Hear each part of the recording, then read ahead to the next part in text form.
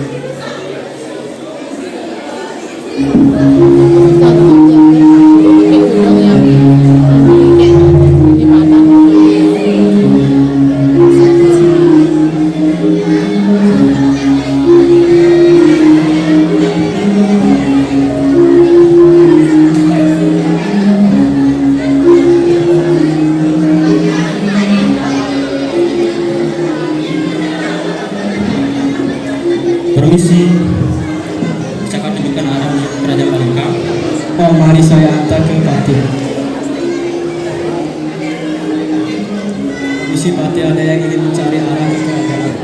Baiklah kalau begitu, mari biar saya arahkan menuju kerajaan.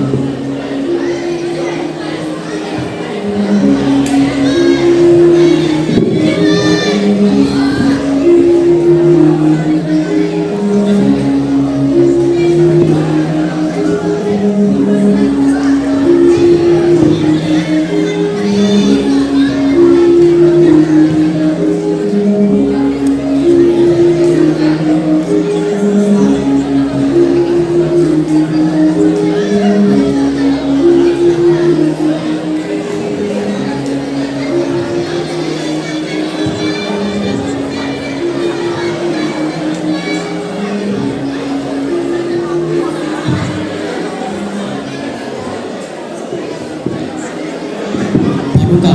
Ada yang ingin menemui Anda? Baik, silakan mereka masuk.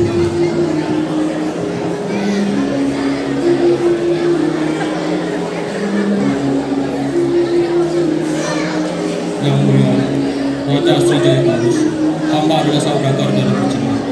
Hamba bersedia kemari ingin menjalankan kerjasama dengan kita. Baik, kerjasama kalian saya terima. Lalu, siapakah gadis yang berada di samping Anda ini, Tuan? Ini putri saya Baginda. Baginda, perkenalkan saya Kancana. Baik, kalian bisa pergi sekarang.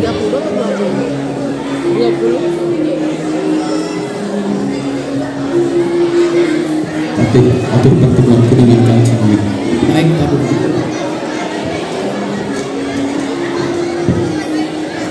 Raja yang terpesona dengan kecantikan Kang Ciwi memerintahkan Patih untuk mengatur pertemuan mereka. Dari sanalah tumbuh benih-benih cinta di antara Srijaya Pangus dan Kang Ciwi, sehingga Raja memutuskan akan meminang Kang Ciwi menjadi istrinya.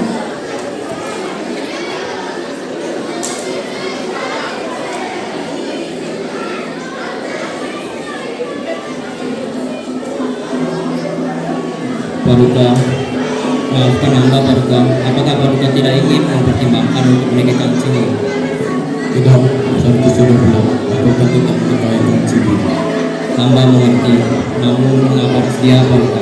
Dia hanya rakyat biasa dan berbeda agama dengan kita. Paduka adalah seorang raja dan tak berhak menikahi seorang. Jika Paduka tidak membangkang, akan ada bencana yang akan terjadi. Cukup, aku tak butuh penasehat yang menyerupai kerajaanku. Baik kalau begitu, hamba mengundurkan diri saat ini juga Paduka. Terima kasih atas segala Paduka berikan kepada saya. Semoga Paduka sadar. Saya permisi. Saat itu, Raja tak peduli dengan perkataan penasehatnya dan tetap ingin menikahi Kang Cingri.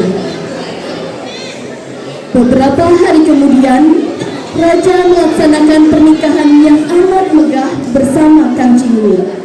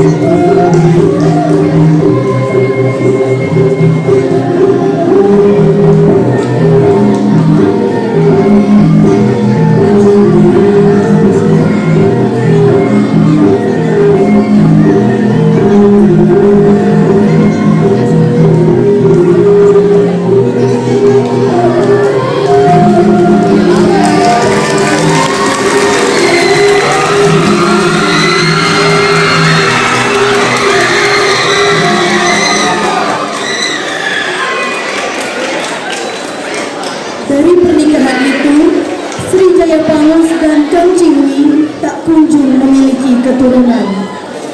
Raja pun memutuskan untuk pergi bertapa di Gunung Batur.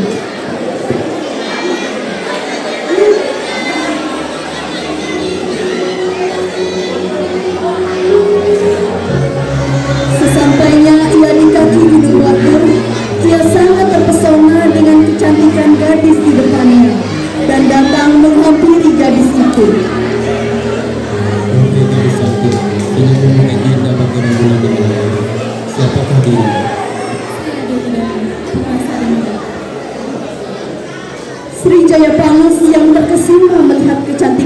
Danu mengaku bujang dan akhirnya menikahi Dewi Danu. Bertahun-tahun kemudian, raja tak kunjung kembali. Kancingwi pun berkelana mencari keberadaan suaminya. Saat tiba di Gunung Batur, betapa terkejutnya ia saat melihat suaminya sedang bermesraan bersama seorang perempuan, yaitu Dewi Danu. Melihat hal tersebut, Kancingwi merasa sakit hati dan mendatangi mereka. Jadi, ini yang kalian lakukan sama ini? Dasar kau wanita jalan! Siapa perempuan Cina ini? Kalian siapa? Asal mata. Aku adalah istri dan Datuk Sri Kemas. Jadi, kau telah menikahi perempuan ini sebelumnya? Oke, bisa jelaskan? Dasar, kamu nyalan!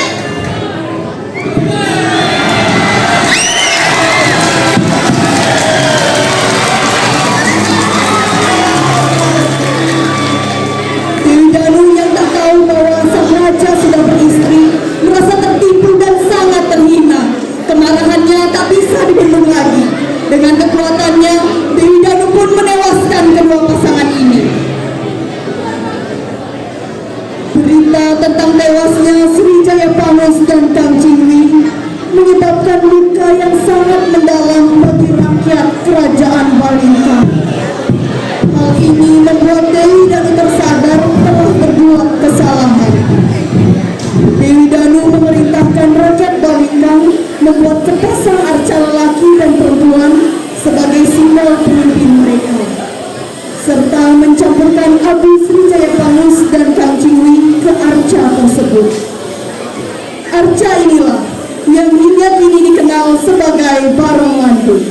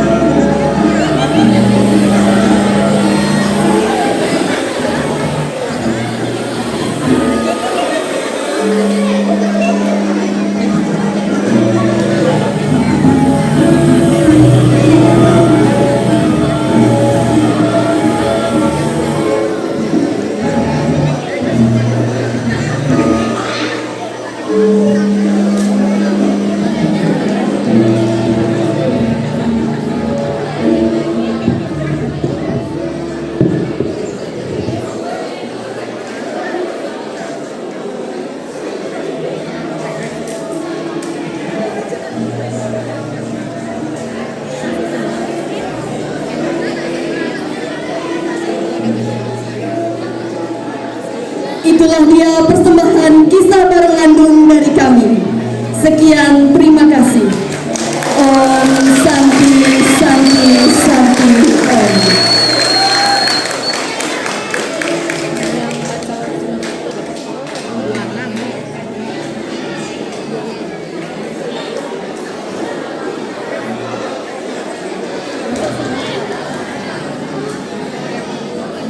Ini musik itu loh. Yang kelas 2.